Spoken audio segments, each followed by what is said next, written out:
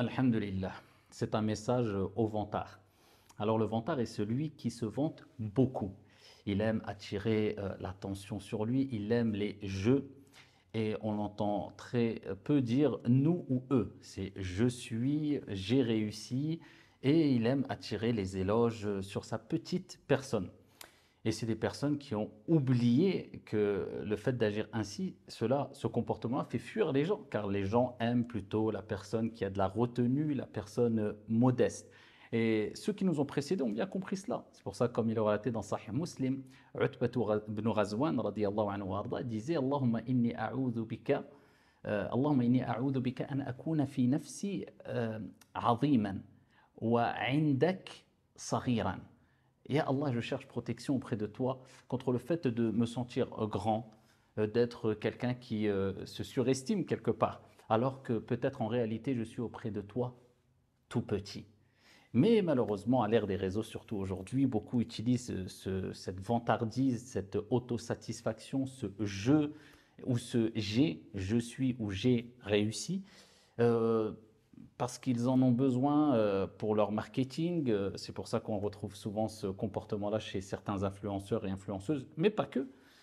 Pour dire aux gens, voilà, si vous me suivez, ben, vous allez être comme moi et vous allez réussir comme moi. Alors on met en avant la réussite, entre guillemets, ou soi-disant réussite due à ses propres efforts pour certains et certaines. Et voilà, j'ai acheté une belle voiture, j'ai réussi cela dans la vie, regardez, je suis meilleur que les autres, si vous me suivez, vous serez aussi meilleur, etc. Et ça ne touche pas que les influenceurs et les influenceuses, malheureusement, ça touche même des gens, et ce qui nous importe particulièrement ici, qui ont une conviction religieuse, qui sont croyants, qui sont musulmans, qui ont compris que le prophète sallallahu alayhi wa sallam appelait à la modestie, à la retenue, mais malheureusement, eh bien, la banalisation de ce comportement fait qu'on ne se rend même plus compte quelquefois que nous aussi on fait partie des vantards et de celles et ceux qui aiment les éloges. C'est pour ça qu'il est important, brièvement et modestement, de rappeler, pour moi le premier avant tout, ainsi que pour mes frères et sœurs, quelques règles et quelques points importants de manière très brève et résumée. Et si on rentre dans les détails, eh bien, on pourrait passer, sans exagérer, des heures à évoquer, à citer toutes les preuves de ce qu'on va apporter. En tout cas, deux, trois arguments qui sont importants, ou deux, trois points qui sont importants à retenir. Le premier des points, il y a une différence entre chercher les éloges et recevoir les éloges sans les avoir cherchés. Puisque, comme on va le voir, bien sûr qu'il n'est pas interdit dans l'absolu de faire l'éloge ou de recevoir des éloges. Mais la règle générale est qu'il faut s'éloigner des éloges. C'est la règle générale. Après, il y a toujours des cas d'exception. Mais malheureusement, certains ont ici pour habitude de faire des cas d'exception une généralité. Et ça, c'est très grave. On ne fait pas des cas d'exception, même dans la religion. Hein. Ici, des cas d'exception, une généralité ou une règle générale. Non, non, on reste dans la règle générale et ensuite, bien sûr, il peut avoir des cas d'exception. Alors celui qui cherche les éloges, bah, le pauvre en tout cas, qu'il sache qu'il sera oublié. Tout simplement parce que cela est connu à travers l'histoire. Regardez des personnes qui étaient très connues, qui étaient suivies par des milliers, des millions de personnes dans le monde, qui étaient réputées, qui étaient après leur mort au bout de 2, 3 semaines, tout le monde les a oubliés. Contrairement à des gens qui ont été sincères et qui n'ont pas cherché les éloges et qui n'ont pas cherché la réputation et la starification entre guillemets, etc. Et qui n'avaient ni réseaux sociaux, ni Internet, ni YouTube. Et à titre d'exemple, les Sahaba, les compagnons radiallahu anhum wa ardahum. Et aujourd'hui, en 2020, 2021, 2023 et jusqu'à la fin des temps, on connaît tout sur leur vie. Du moins la plus grande partie de leur vie. On connaît des détails, tout le monde les connaît. On parle d'eux, on connaît leur généalogie, on connaît la sincérité. Allah subhanahu wa ta'ala a fait que leur parole a traversé les siècles et les époques et a gagné les cœurs. Donc celui qui cherche les éloges, comme disait Al-Fudayl ibn Iyad radiyallahu anhu arda, man ahabba an yuzkar lam yuzkar, wa man kariha an yuzkar dhukir. Celui qui aime être mentionné, qu'on parle de lui, qu'on le mentionne, ne sera pas mentionné. C'est-à-dire à un moment ou à un autre, il sera oublié. Contrairement à celui qui déteste cela, qui ne cherche pas particulièrement cela, eh bien celui-là, dhukir, on parlera de lui, on le mentionnera. Et regardez, même dans ce cas-là, parce qu'on est dans le premier point, il faut différencier entre chercher les éloges et entre celui qui cherche les éloges et celui qui reçoit des éloges sans les avoir recherchés. Il y a quand même des règles à appliquer. Prenons l'exemple de celui qui ne cherche pas les éloges, mais on lui fait des éloges. Il n'a pas cherché les éloges, pas de mal pour lui. Mais même dans ce cas-là, il y a un comportement à avoir pour celui qui reçoit ces éloges sans les avoir cherchés et celui qui les a donnés, ces éloges-là. C'est pour ça, à titre d'exemple. Dans le hadith rapporté par Muslim, le prophète sallallahu alayhi wa sallam a entendu une personne qui faisait l'éloge d'une tierce personne, d'un compagnon.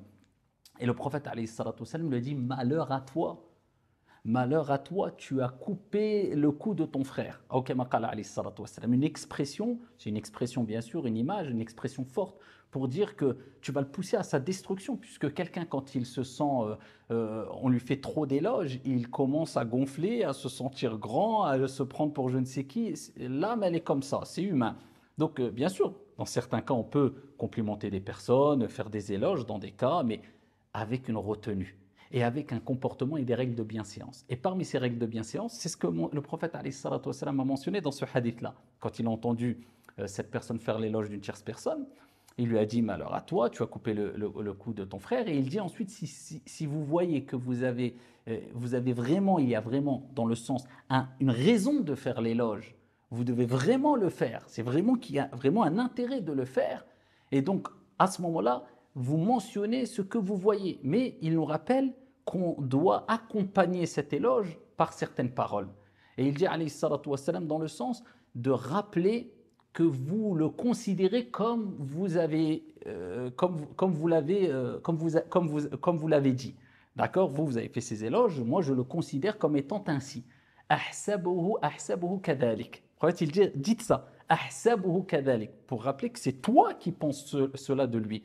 Wala uzakki ala Allahi ahada. Le prophète, on peut dire d'autres paroles, mais des paroles qui rejoignent ce sens-là, et nous rappellent de dire qu'on ne fait l'éloge de personne au-dessus de l'attestation d'honorabilité qui vient d'Allah subhanahu wa ta'ala, dans le sens.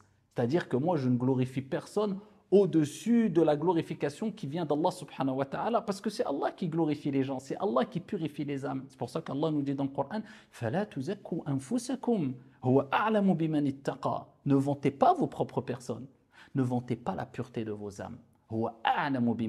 C'est Allah qui sait le mieux, celui qui est pieux et qui craint son Seigneur tabaraka wa ta'ala. Donc vous voyez, même quand quelqu'un fait l'éloge d'une personne qui le mérite, et il faut voir, est-ce qu'il y a vraiment un intérêt de le faire, de faire ces éloges comme ça? Eh bien, quand tu le fais, ahsabuhu kadhalik wa la uzakki ala Allahi ahada. Tu dis cela. Moi, je le considère comme étant ainsi, wa la uzakki ala Allahi ahada. Et celui qui reçoit ces éloges-là sans les avoir cherchés, bah même là, il y a des règles de bienséance. Et regardez ce que faisaient les Sahaba. Parmi eux, il y avait Abu Bakr radiyallahu anhu arda. Eh bien, il disait quand il recevait une éloge quelconque: Allahumma la tu'akhidhni bima yaqulun, waghfir li ma la ya'lamun, waj'alni khayran mimma yadhunnun. Allah. Regardez la modestie, la retenue. Il disait: Ya Allah, ne me saisis pas pour ce qu'ils disent. Waghfir li ma la ya'lamun. Et pardonne-moi pour ce qu'ils ne savent pas. Parce que toi, les gens font des éloges sur toi, mais ils ne savent pas ce que tu fais quand tu es seul entre toi et ton Seigneur tabaraka wa ta'ala. Ils ne connaissent pas tes péchés. Comme certains pieux disaient, si nos péchés avaient des odeurs, personne ne pourrait approcher de son frère. Et fais de moi une personne meilleure que ce qu'ils pensent de moi. Vous voyez, ça, on est dans le cas où la personne n'a pas cherché les éloges et la personne a reçu des éloges. C'est pour cela qu'il faut faire très attention à trop aimer les éloges, à cette course aux éloges, par crainte de tomber dans la vantardise. Et la vantardise, et là on tombe dans on va dans le deuxième point, ou la deuxième règle, ou plutôt le deuxième point, la vantardise pousse à l'autosatisfaction et vice-versa. La vantardise et l'autosatisfaction et l'ujb sont liés. Et le prophète sallallahu alayhi wa sallam nous dit, kama ja'a fi sahih, si vous ne commettiez pas de péché, je craindrai pour vous ce qui est encore plus grave que le péché. Allah. Si vous ne commettiez pas de péché, je craindrai pour vous ce qui est encore plus grave que le péché. Et le prophète, il dit à 2 reprises, al-ujb, rapporté par Al-Bazzar. C'est quoi l'ujb? C'est l'autosatisfaction. C'est être satisfait de soi, de son travail. Même dans un contexte ou dans le contexte religieux, ça peut toucher même un imam, même un prêcheur, même un savant. Regardez ce que j'ai fait, ou alors mettre en avant son travail, ou alors les éloges des gens, on les met en avant. C'est d'être quelque part satisfait de ce que tu fais. Et ça, je répète encore, c'est la règle générale. Maintenant, on passe au troisième point. Bien sûr qu'il y a des cas d'exception, mais on ne fait pas de cas d'exception une généralité. Quand on a, là, dans chaque point, on pourrait sortir et citer, je ne dis pas ça en exagérant, mais des centaines de textes, pour ne pas dire des milliers de textes, de hadith ou de athar, de sahaba, de khalaf ou salaf, des contemporains comme des plus anciens, de personnes qui détestaient les éloges, qui craignaient pour leur âme afin de ne pas tomber dans l'ostentation. Mais il y a des cas d'exception. Et les cas d'exception, les savants ont dit qu'on pouvait avoir des cas d'exception où il était bon quelquefois de mettre en avant son travail ou de faire quelque part un peu son éloge. Et ce n'était pas de la vantardise. Et ils ont puisé dans beaucoup de textes, à titre d'exemple, comme Allah l'a mentionné dans le Coran al-Karim concernant Youssouf alayhi salam, comme vous le savez, hein, quand il a dit, donc c'est Youssouf alayhi salam qui a dit, قال جعلني على خزائن الأرض إني حفيظ عليم. Donc il a demandé d'être le garant, le gardien, de s'occuper quelque part, ministre de l'économie hein, à son époque. Et il rappelle ses qualités. Inni hafizun alim, je suis quelqu'un qui préserve les choses, qui est digne de confiance et qui est savant, qui a une science. Donc il a fait l'éloge de sa propre personne et Allah l'a mentionné dans le Coran. Pourquoi? Parce qu'il était important pour lui qu'il prenne cette responsabilité. Parce qu'on sait qu'à la base, c'est pareil que les éloges, il n'est pas bon de chercher à avoir des responsabilités ou de prendre des responsabilités. C'est ça la règle générale. Mais dans des cas où tu vois que d'autres personnes vont assumer des responsabilités d'une manière qui n'est pas du tout bonne, qui va porter préjudice aux autres, et toi tu as la capacité d'assumer cette responsabilité mieux que lui, c'est important que toi tu te mettes en avant pour prendre la responsabilité. Ça c'est des cas d'exception, on est d'accord. Le prophète a dit moi je suis la personne qui craint le plus d'Allah subhanahu wa ta'ala d'entre vous. Abdullah ibn Mas'ud a dit je suis celui d'entre vous qui connaît le mieux le livre d'Allah. Abdullah ibn Abbas et la akhiri. Ça c'est connu tous ces textes là. Mais est-ce que ça c'est des cas à prendre ces cas d'exception comme une généralité, sachant que Omar ibn al-Khattab radiyallahu anhu warda, parmi ses paroles sages qu'il disait, c'était man akthara min shay urifa bih. Celui qui augmente ou qui a l'habitude de faire une chose sera connu par cette chose-là. Il ne faut pas que tu sois connu pour être un vantard, pour faire ton éloge directement, pour publier les éloges des gens sur toi à chaque fois. Et il faut que quand tu le fasses, ça d'ailleurs, ça soit des cas exceptionnels et qui ait vraiment une raison, un intérêt. Mais celui qui le fait tout le temps, comme si c'était indispensable qu'il mette en valeur son travail, comme s'il était indispensable. Mais ceux qui étaient avant toi et ceux qui étaient avant nous l'auraient fait déjà. Si je parle dans le contexte religieux, les savants, as-sahaba, ils le faisaient très rarement. Plus que cela, quand on prend juste les 4 écoles juridiques, les 4 grands savants, l'imam Malik, Shafi, Ahmad, Abu Hanifa, parmi les paroles qu'on retrouve, c'est qu'ils auraient souhaité qu'on n'attribue pas les œuvres qu'ils ont mis en place, le travail qu'ils ont fait, qu'on ne leur attribue pas ce travail, que leur nom soit effacé. Vous les imaginez, les imam al-Nawawi, Ibn Hajar, al-Qurtubi, passer leur temps à faire leurs éloges sur des réseaux sociaux ou sur quoi que ce soit pour un travail qu'ils auraient fait comme si c'était indispensable. Bien sûr qu'il est important, même par exemple dans un contexte hors religieux, une entreprise, pour apporter une certaine confiance, une crédibilité, surtout quand on sait qu'à côté il y a des entreprises qui arnaquent et autres, rappeler voilà la qualité de notre travail, voilà le témoignage des gens. Ça, il n'y a pas de mal de le faire de temps en temps.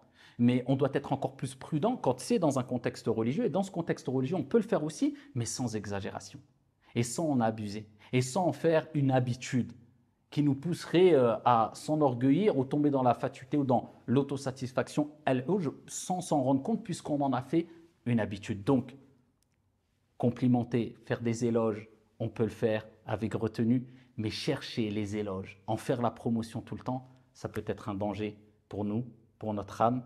Qu'Allah subhanahu wa ta'ala nous préserve. Wallahu alam. Assalamu alaikum.